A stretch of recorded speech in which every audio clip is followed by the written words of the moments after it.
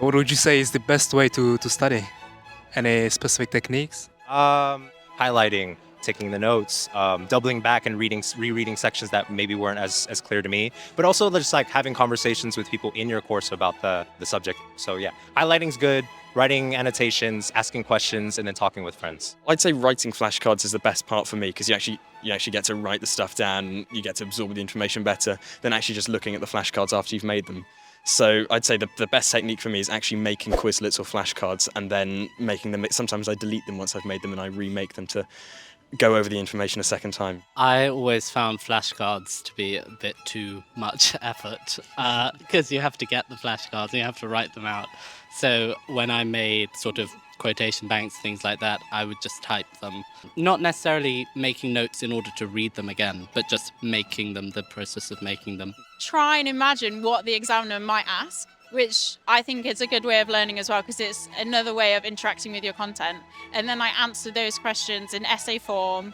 And then me and my friends discuss the questions and we share ideas and tips. Generally, that's what I do. Everyone has different learning style, but to me, definitely to teach is the best way to learn. Just imagine you're talking to a 3 years baby or a golden retriever probably, just saying, okay, how a chemical reaction happens. If they can understand, then you're in a good position. Teaching others is a very good thing to actually make sure that you understand. And indeed, it is the best, frankly speaking, it's one of the best ways to learn, which is why you then have people talking about explaining things to a wall or to a rubber duck or a sock bucket or something similar to that. What worked for me was break up my learning into different sessions, so try to learn really early in the morning, and then I would always take a nap in the middle of the day actually to consolidate. So I think it's just like really like rehearsing and going over what you've learned, and then as you sort of move up in your education, you start to engage like more critical thinking skills. I also tend to like doing it on my own because I get maybe too distracted. I'm a very social person, so if my friends are there and we're all trying to revise together, there is no way we're revising. We're chatting, we're having fun. So I tend not to involve my friends, and yeah, I don't do flashcards either. So yeah. So you're just sitting at home, reading your stuff and... Reading and writing on my own at home, yeah, basically. If I've got an exam coming up, that's what I would do, yeah. Three things. As I said, I like relatable stories. I'm immunologist, so if there's a concept in immunology that was hard for me to understand, I'll always make them into stories. The second thing is mnemonics. So mnemonics is like taking the first words or letters of some complex problems and then use them to form a sound or something like that. The third thing is a group study discussion. It's better to be in a group where you can ask people questions, where you can also answer other people's questions. It helps with remembering stuff that you studied. I have a hard time taking notes in class in general because writing and listening at the same time doesn't work for me. It's like dyslexia and ADHD and bad. But something that really helps me when writing papers for school is making them slightly funny. And I know a lot of people say not to do that because it's not professional. Right. But the essay that I handed in to Oxford to get in, I compared female body hair to Voldemort. Female? Body hair to Voldemort. Okay. And I got in. And it just made me happy and it made me laugh and it makes me interact with the subject and make me more excited about learning it and just making it more accessible for people who are not necessarily in the academy is for me more fun, and it makes everything more accessible for me and I get more excited about doing it and just make it funny. Not too funny, but like so professional, but yeah. How about some worse studying techniques? Not studying is pretty bad. That's not going to help you. Just reading stuff as opposed to writing stuff out, because reading's too passive. You're not really going to take in the information.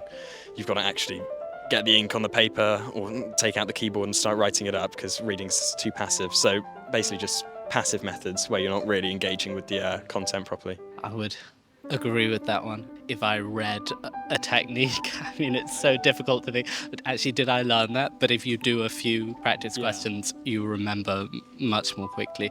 To me, I think the last effective way is purely reading. So in Oxford style, there's a lot of things about reading the books.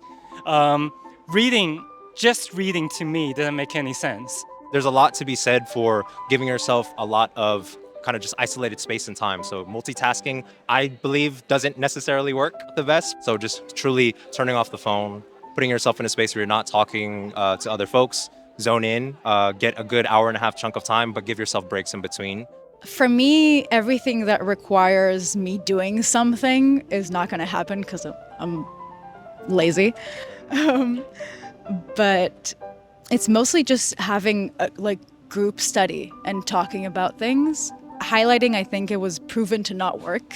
Flashcards, it's memorizing it, but if you want more understanding on the subject, I think it doesn't work well enough. So just talking about it with people, having a conversation and writing questions, because you need to actually articulate a question, it makes you remember the material better. Other than that, I don't know. I'm trying to figure it out myself. Could you describe your typical day before exams?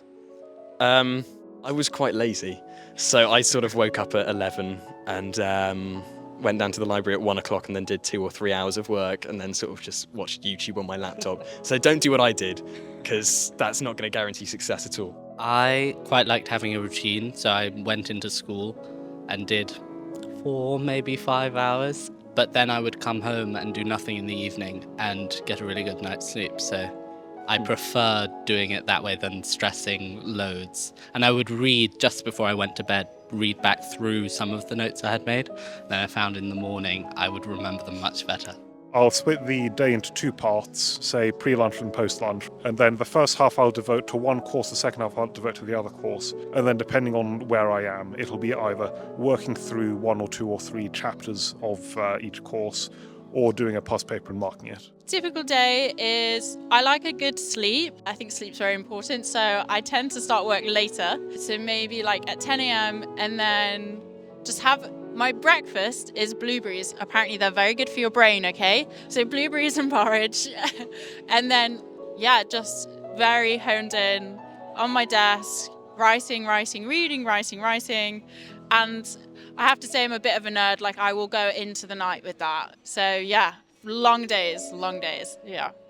So do you take any breaks or? Breaks, yeah, I try and go on a walk with friends, like exercise is good, and then just TikTok on my phone for like quick little breaks, and then I'll come back to it, yeah.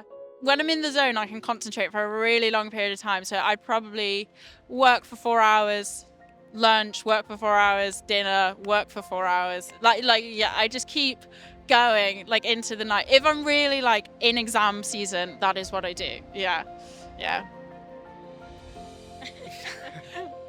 Amazing. I think self-motivated is the most important part. For example, for me, the chemistry degree is not easy.